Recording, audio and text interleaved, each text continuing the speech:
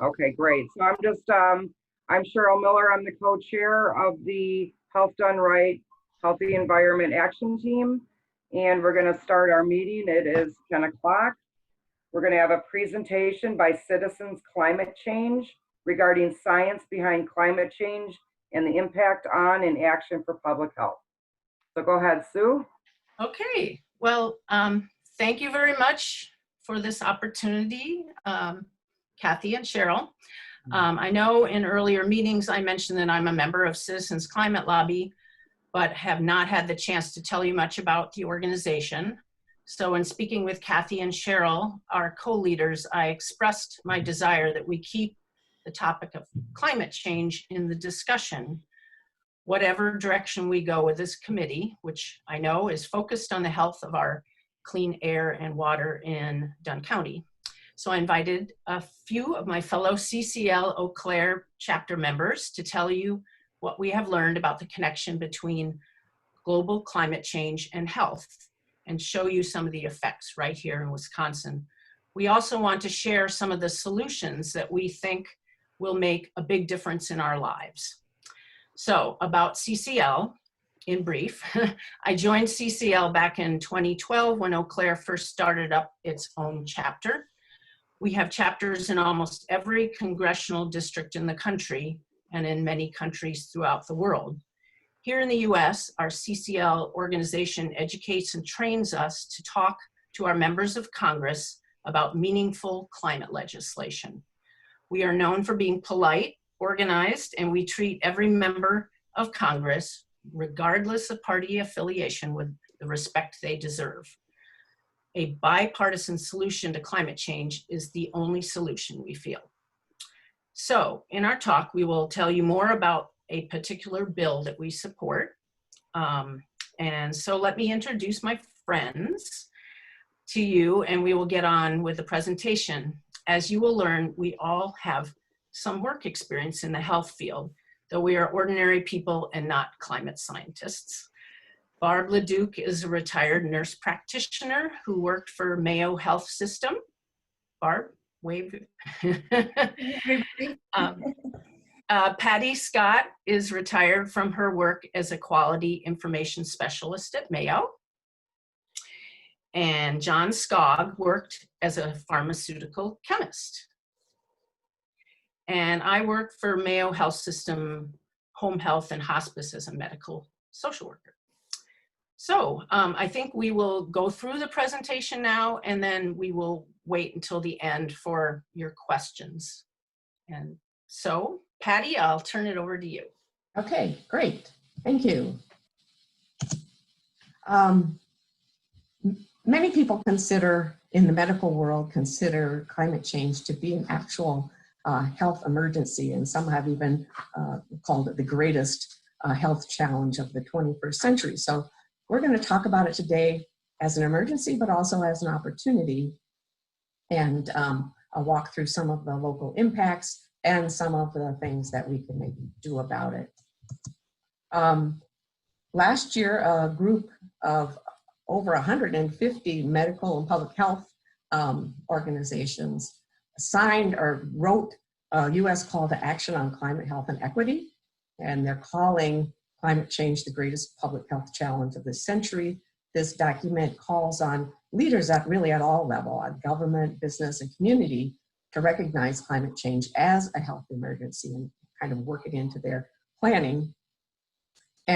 But it also recognizes that there's an opportunity hidden in all this, because reducing climate change can also dramatically improve health outcomes.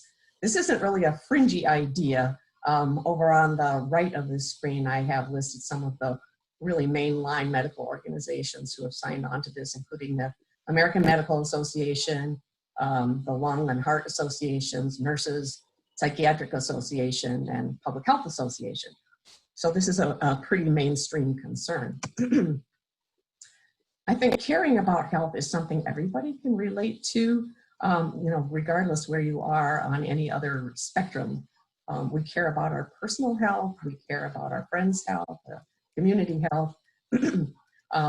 We understand that environmental health is kind of intimately connected with our personal human health. And there's also an element of economic health that feeds into this whole conversation. So I want to focus on the damage that burning fossil fuels causes to our health. And you can really put that into two buckets. There's the more immediate damage it does, which is air pollution. And then there's the longer term damage that happens, which is what we see happening with climate change. So as far as the immediate health impacts go, it's air pollution. So what we put up into the atmosphere when we burn fossil fuels, we put in particulates and ozone, create the conditions for smog. Someone has said that breathing ozone is like giving your lungs a bad sunburn. So that gives you an idea of the gravity of that issue. Certainly it's causing diseases right now, respiratory diseases. There's a school in, I think it's Denver, Colorado, that just caters to all the children there who have asthma and their special needs. It exacerbates cardiovascular disease, and there are other diseases it factors into. And of course, all of that costs us a lot of money, and it costs us days, it costs us lives, lost work days, lost school days. So there's a big impact, that immediate impact really, that burning fossil fuels has. There's also then the longer term impact of burning fossil fuels. When we burn them, carbon dioxide, CO2, and other gases accumulate in the atmosphere. And those gases act kind of like a blanket. They hold heat into the earth. The more gases that accumulate, the more heat is held in, and so we see global temperatures rising. That's kind of a simple picture you can hold in your mind of how this works. When global temperatures rise, that has a lot of different effects. Our weather becomes less predictable. We see more extreme weather, more extreme storms. We see flooding. We see droughts, wildfires, longer, hot spells or longer cold spells. It's all just kind of disrupted. We see habitats and growing zones and seasons are shifting a little bit. And of course, we all know about polar ice melting, sea levels rising, oceans warming, and coral reefs dying. And those are just some of the impacts of burning fossil fuels on sort of long-term climate. I want to focus in mostly on the Midwest because that's where we are. These images are taken from the 4th National Climate Assessment of U.S. Global Change Research Center. They're the group that's been tasked with reporting on this every 4 years or so.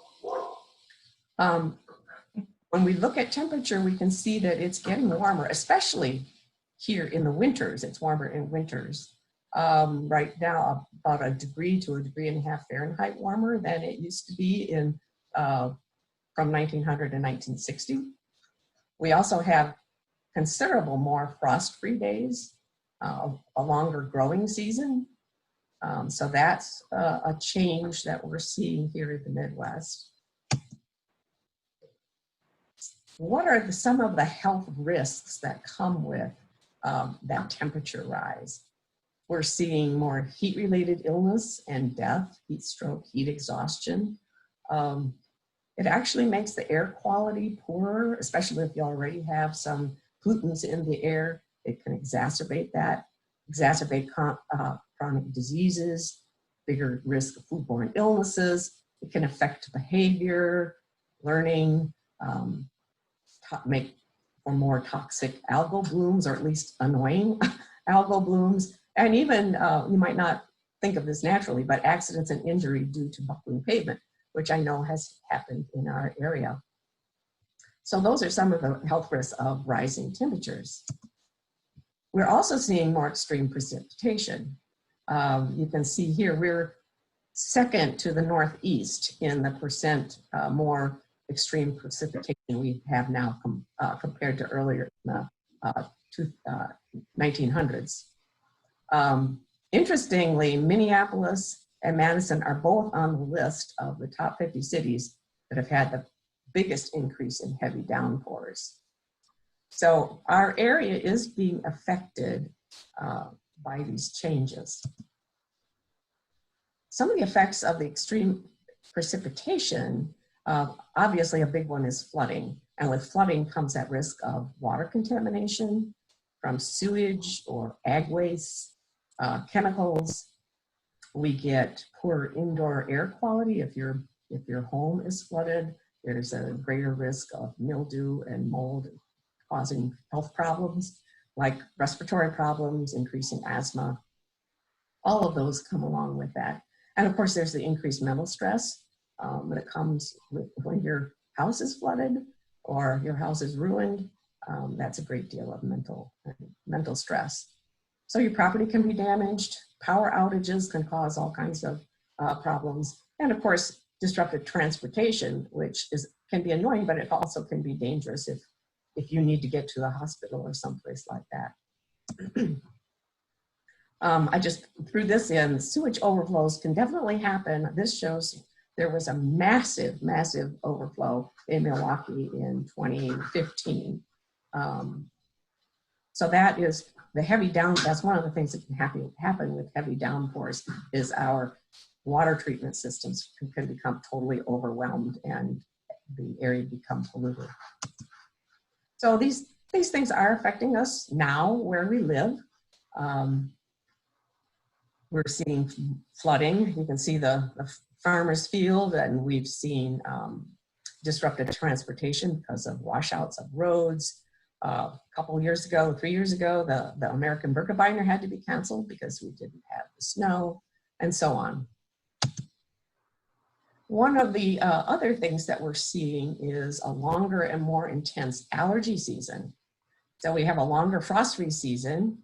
We're having more extreme storms, but we're also seeing higher carbon dioxide concentrations, which favor some of the weed or the allergy-producing plants. And it also causes them to produce more pollen, so it's sort of a double whammy. This can be, just plain misery for people who suffer allergies, but it also can be dangerous for people who have more acute and dangerous health situations. Here you can see our ragweed season in this area has expanded to about between 15 and 18 days. So that's getting close 2 to 3 weeks longer than it used to be. And I know a lot of people have ragweed allergies. We're also seeing an increase in vector-borne disease, the diseases that are carried particularly by ticks and mosquitoes. We all know about Lyme disease. It's actually quite common around here. And we've seen a big increase. You can see in that map on your screen that between 2001 and 2014, there's been a massive increase in the distribution of Lyme disease. That has come with the changes in precipitation and flooding, but also a longer warm season. It's caused the mosquitoes and ticks that carry these to extend their geographic range and in some cases change their behavior. So this is a definite health threat that we face in our area. I want to say a little bit about particular health challenges that face farmers, face agriculture. They're not the only ones that are affected, but we're seeing more variable and more extreme weather, which complicates planting and harvesting. We've been seeing more what they call false springs, so we'll have a nice warm spell followed by a freeze, and that can be particularly harmful to, say, our fruit crops. We're seeing more flooding and erosion in fields, causing damage. When it gets so warm, we have poorer pollination, and it actually encourages weeds and other new pests to come in, and so we're facing disease challenges that we didn't have before. And with the additional carbon dioxide in the atmosphere, that actually lowers the nutritional value of a lot of crops. So climate change is affecting our food supply, but it also, of course, is affecting mental health. In this case, there have been issues with the mental health of farmers facing all of the challenges that they face, not all of which are due to climate. So how do we respond to these challenges? Well, we need to address and identify the vulnerabilities that our communities have. That's something we can do on the community and state level. We need to evaluate our public health readiness. You know, do we have the planning and communication plan and services in place that are going to be needed to address whatever new disease risks we're having, or the new physical threats of heat, or people who are have to leave their homes because they're flooded or destroyed by flooding. We need to assess our infrastructure adequacy, particularly our stormwater management systems. If they're not adequate, we run the risk of a lot of pollution, which can affect many, many areas of our life. We need to look at what our clean water protections are and think about our zoning and land use regulations. They may need to change to protect land and to protect people and people's activities on that land. Land that used to be, you know, good and available for agriculture, it may need to be held as more of a buffer or a frequently flooded zone or something like that. And of course, that this all affects the budget resources. So those are some of the challenges, sort of more direct challenges of these problems that global warming poses for us. So what do we do about it? Well, there's kind of two arms to that, and they do overlap a little bit. What I've been talking about mostly on the last slide was the adaptation piece of it. So that's acting to manage the risks of climate change. So, you know, making sure you have appropriate disaster management plans and you have public health services in place and appropriate flood and land use protections and whatnot. On the other arm of that is the mitigation or the prevention arm. That is the arm where we reduce emissions that are causing the climate change. So we're trying to prevent further harm from happening. The adaptation is dealing with the harm that is happening or is soon to happen, and the mitigation is trying to prevent future harm. So that might include things like putting a price on carbon to encourage people to move to other energy sources, supporting sustainable transportation, clean energy, energy efficiency and whatnot. And then there is some of that overlap in the middle that's both kind of part adaptation and mitigation. Of course, that all costs money, so money definitely enters the picture. I want to stress that we do have an opportunity to help shape the future. We do have choices, and the choices we make today can make a big difference tomorrow. We also actually have the technology needed to address the emissions that exist today, the problem today. The maps there on your screen show the projected temperatures. On the left-hand side, the more yellow orangey map is the one that shows if we really work to lower our emissions, we can limit temperature change by the late century to maybe 4 or 5 degrees, in our area anyway, about 4 to 5 degrees. If we don't do much, we got a much different picture. We then are talking about something like 8 or 9 degrees increase in temperature by the late this century. So we have choices to make, and those choices have the potential to make a very big difference in the outcome. I showed this. This is from a website from the Yale Climate Communications Project. They've been surveying people, I'm not sure how many years, but on a number of different parameters related to global warming and how to deal with it and the concerns and whatnot. And I just grabbed a couple of parameters out of that. The top one shows both in Dunn County and Wisconsin and the United States, the percent of people who are worried about global warming. And you can see in all cases, it is above 50%. The lower one, I just chose one of the what do you do about it things from the list. And this is the percent who support taxing fossil fuel companies while equally reducing other taxes. And I show the results for Dunn County and Wisconsin and the United States. And you can see they're all pretty much identical. And there really is a strong majority in all cases who would support that. So that's for the program on climate change communication. There's lots more info on their website if you're interested in digging into that anymore. And there are some high leverage things that we can do today. There's a group called Climate Interactive that has developed a climate simulator. They call it the En-ROAD simulator. It's interactive, and you can put in, different solutions like, what if we stop deforestation, or we do a lot more deforestation, or we encourage moving to, electric vehicles and whatnot. You can play out all these scenarios and it will tell you. It's been developed by Sloan MIT, and it's been sort of vetted by a lot of climate scientists around the world. You can run it for different solutions, and I ran it for a few just to see. I first ran on their own.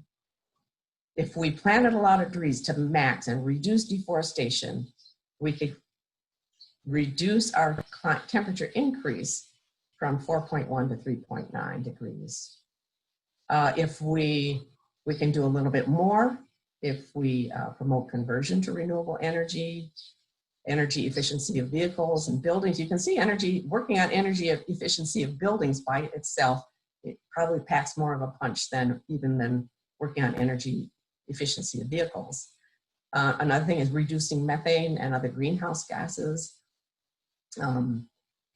That would relate to both fossil fuel extraction and farming, a bunch of different parameters in there. But I saved the best for last, putting a price on carbon. That's what Citizens Climate Lobby favors, but this website shows, the simulator shows that it is, of any other possible solution, it is the single one that has the most impact just by itself. So if we implement a price on carbon, we can keep our temperature increase to 2.9 degrees centigrade by the end of the century. I think that tells us that putting a price on carbon by itself isn't really enough. But we can, if we employ everything, if we do all of those things, we can reduce the temperature increase by the end of the century to 1.8, maybe even lower degrees centigrade, which is sort of within the safe zone that scientists have defined. Anything above 2 degrees C is considered kind of iffy, kind of chancy. But we do have the knowledge, and we have the ability to lower our emissions and thereby lower our future temperature and make ourselves safer and make the future safer and better for everybody. I want to say just a word about carbon pricing bills, because that's the big thing that Citizens Climate Lobby promotes. We do have a carbon pricing bill in front of Congress. Actually, in 2019, 7 different carbon pricing bills were introduced in Congress. 2 were introduced in both the House and Senate, and 3 of them actually were introduced with bipartisan support, which sometimes surprises people, but it happened. One of the bills with bipartisan support is the Energy Innovation and Carbon Dividend Act. This is the one that Citizens Climate Lobby supports and kind of has helped have some input in. It is a carbon fee and dividend approach where you would put a fee on carbon at the source, and the dividend would go to citizens. So I'm just going to say a quick word about how it worked. you would charge a fee on the fossil fuels at the source, and this fee would go up every year. I think it starts at, well, $10 or $15 a ton and goes up by $10 a ton each year thereafter. And it's paid by the fossil fuel companies that are bringing that product, that commodity, into our world. All of that minus a little administrative fee would be returned to households in equal shares. Adults would get a full share and children would get a half share, the way it's written right now. So it would not stay in, the idea at this point in this bill is that it would not be used by the government for other government programs. It would be returned to citizens for them to make the choice about how to use that money. There would be a carbon border adjustment so that we wouldn't be, the United States wouldn't be at a disadvantage trading with countries that don't have a similar carbon fee. So that kind of even the playing field and remove that disadvantage. There would be a little bit of a regulatory adjustment, temporarily lifting some regulations. The benefits are actually quite a few. First of all, it would be effective.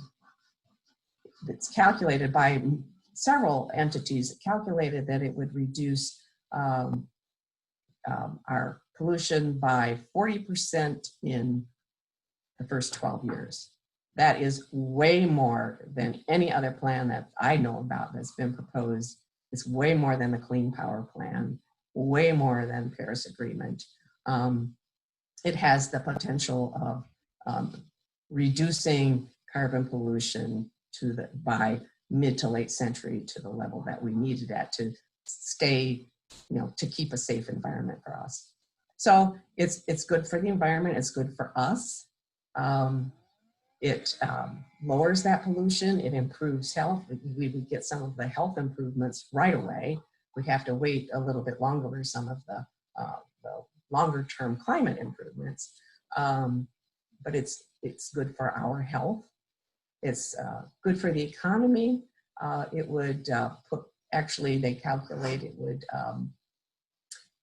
have either a small positive or essentially neutral effect on the economy, and it would reward the businesses that are making the transition and helping the transition to clean energy. This does have some bipartisan support and it's considered to be revenue neutral for those who are concerned about not adding more taxes.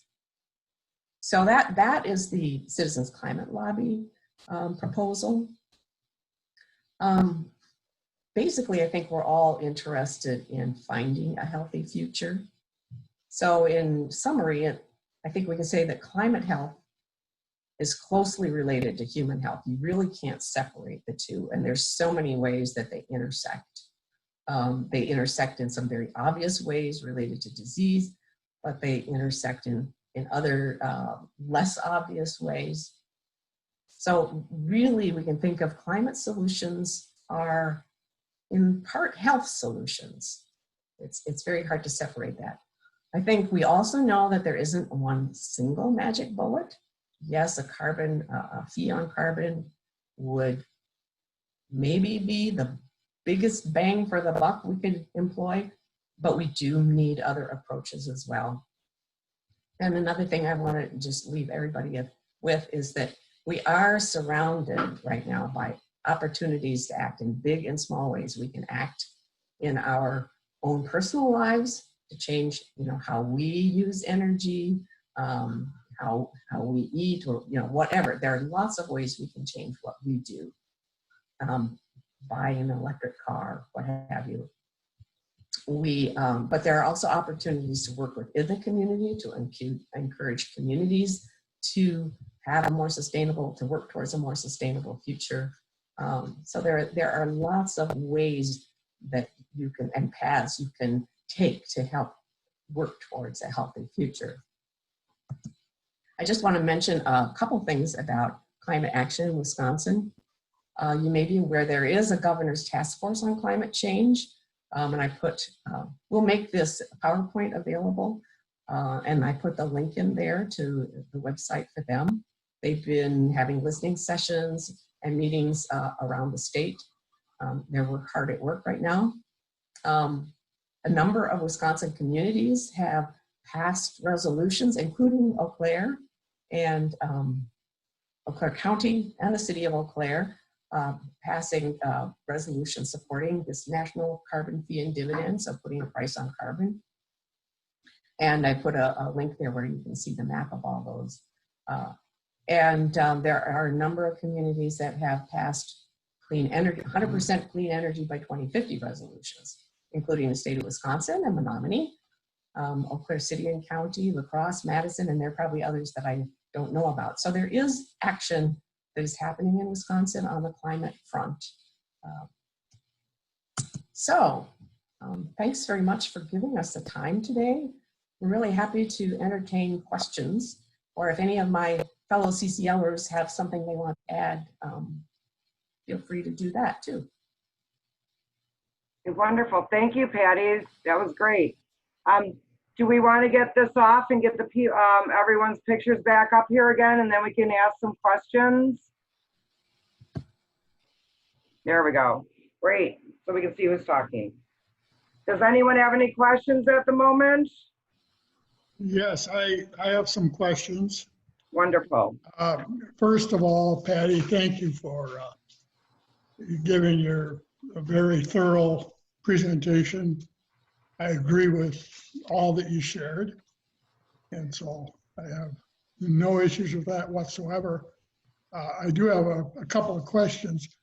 First of all, one comment on electric vehicles, and I will claim to have some ignorance on this one. I remember when electric vehicles were coming out, and the deniers of climate change would often say, well, what's the difference? You're still using coal or fossil fuels or whatever to create that electricity. And I did not realize how wrong that was until my youngest son bought an electric vehicle, maybe back in September. And we talked about it quite a bit. And the efficiency of an electric vehicle, if you take, he was getting about twice the fuel efficiency on his electric vehicle than if you just burn gasoline. And then there was an article in the Eau Claire paper, maybe, I don't know, several months ago, probably back even in 2019, on some people who owned electric vehicles in the area, in the Chippewa Valley area, and they had interviews with them, and that was underscored. So I don't think that is as well known as maybe it should be. And so I just wanted to make that comment. Electric vehicles are definitely, even, eventually, hopefully we're going to get to more solar and wind power stations, but right now it's predominantly fossil fuel electric powered. So that was something I thought, if we could do a little more education, if you would, of deniers on that one. And then the other one I wanted to mention, you had a slide talking about was the price of carbon, and I think it said 2.9 degrees. It dropped. The other ones you had in there were maybe taking it down 1/10 of a degree, 2/10, whatever. And then the price on carbon, 2.9. And my question on that is, if you put a price on carbon, people are they're going to say, boy, I'm not going to use as much fossil fuels because I have to pay for it. So in a way, aren't those other things that you mentioned previously directly linked to that 2.9 degree number you had? It's kind of like one drives the other one. You know, if you put a price on carbon, those other ones, you're going to have fallout from those other ones improving in the same direction. So I wonder if that was maybe a little bit of a double dip, if you will. That was just a thought that went through my head. I cannot, there are tens of thousands of equations behind the simulator, that En-ROAD simulator that I used where those numbers were coming from. I can't speak to those really, but they do take into account interactions. When I ran all those numbers, I ran those just doing that one single thing. So when I ran the price of carbon, I was not applying any other remedies. It was just what they thought pricing carbon would do, what they calculated. Sure. And it is true. I know that the simulator does, like if you put in like electrifying your fleet or something like that, that doesn't take down your carbon use as much as you might think, because they know, at least the way the country currently is, that a lot of that electricity that you're using to charge your electric vehicle is actually coming from coal or natural gas powered plants. So some of those complexities are worked into the calculations behind the numbers that you see as a result. And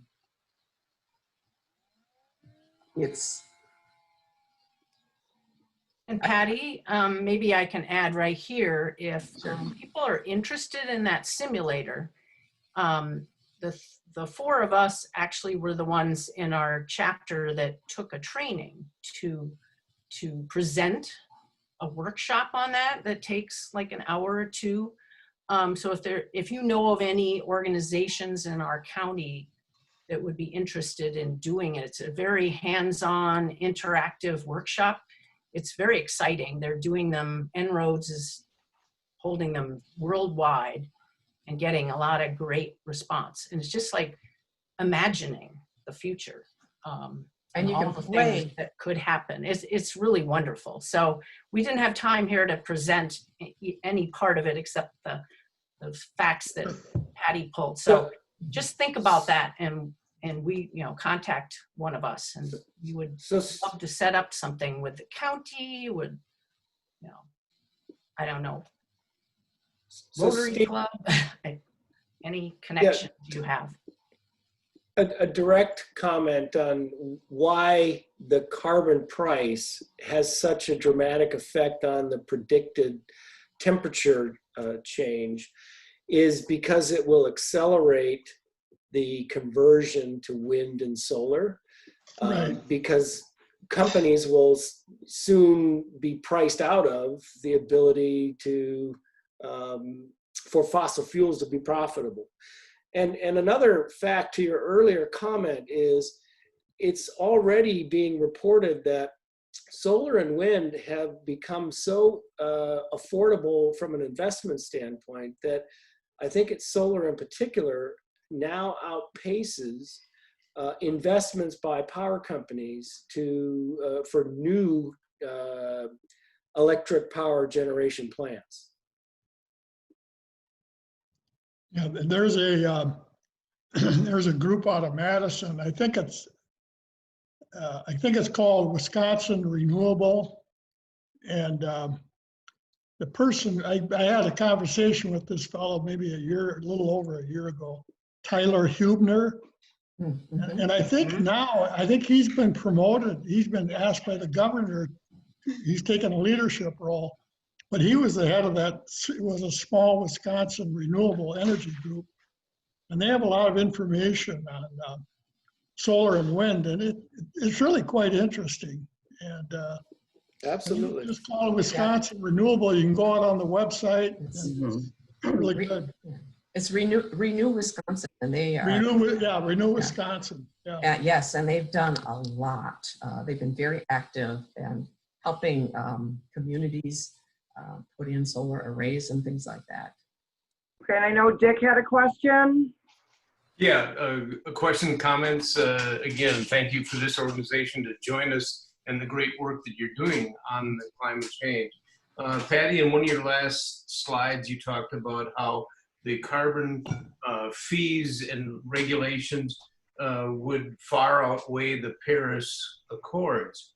Could you elaborate on that a little bit? Because I understand the bipartisan goal and the direction you're doing with this. But again, the United States is one piece, and I've always believed you need the total global workings on climate change to really make these kind of impacts. You're absolutely right. I mean, it has to be on a global, but we as individuals we probably have more influence over our communities and our country than we do over the globe. I would just say that. Oops. My personal opinion is, Dick, that if the United States shows leadership in this direction, and with the border protection that is built into HR 763, which levels the playing field, that other countries would follow. You know, the Germany's, and quite frankly, if we don't move in this direction, Germany and China in particular will eat our lunch, because they're making huge investments in wind and solar, and pretty soon it'll be the way of LCD TVs, where they're all made overseas. And there are a lot of countries that have some variation of carbon pricing already.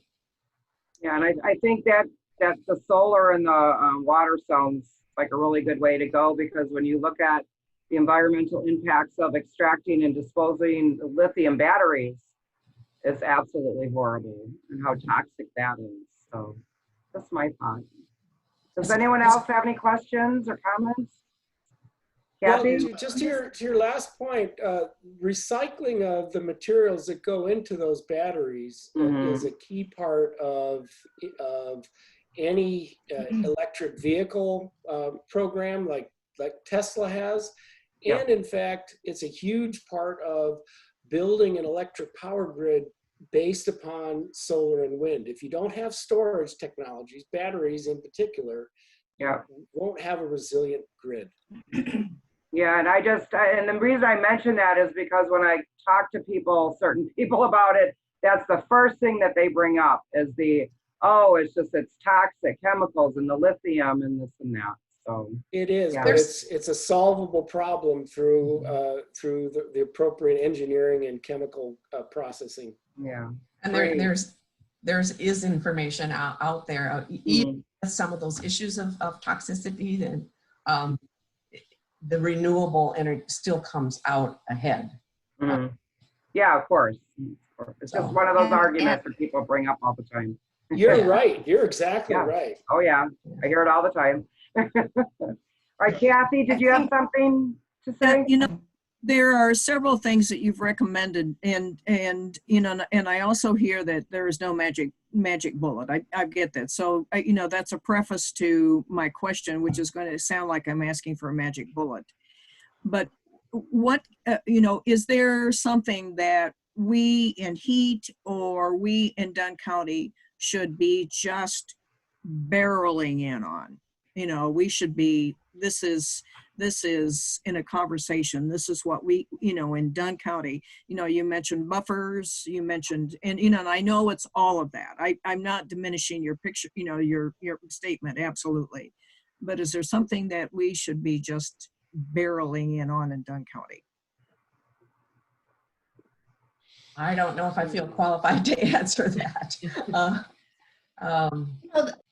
I think being bring up, I'm just going to bring up, Sue mentioned the En-ROAD simulator, and I think it's just another good thing to think about that again. The En-ROAD simulator is focused totally on solutions and what are the effects of all these different solutions. And so again, like Sue said, if you're interested, or if you know of other groups that might be interested in having us present that, we could do that. And again, Citizens Climate Lobby advocates for a price on carbon, a carbon fee with the dividends going back to the citizens. But there's a lot of other things like we've talked about this, the buckshot instead of the magic bullet approach. So Yeah, and I think, probably, one of the things I would think of are the adaptation things. What are the threats to your water, locally, to your water, to agriculture? And some of those are things that you can address, at least in part, locally. Some of them really need to be addressed on a more national or global scale. But there are things that communities can do to make themselves more resilient in the face of what we know is coming or may already be here in terms of what it means weather-wise, climate, etc. And one of the things that Citizens Climate Lobby says is if we just start talking about it, and asking people what are their concerns, what do they see? Do you see your favorite fishing lake, diminished, and it's, because the water is so hot, that, we don't have fish anymore to fish, something I love, something I love with my grandchildren, sort of talking to people more. And it sounds very small, but it's where we start, is just talking about it and opening up the conversation and not getting confrontational about it. Hard. If I could just, piggyback onto Kathy's question, thought that came to my mind was, what you are doing for us this morning on this presentation. I wonder, are you doing the same? And if not, I think this would be good to meet with county boards, city councils, those who are in the power of influencing the politics, if there could be local meetings like that.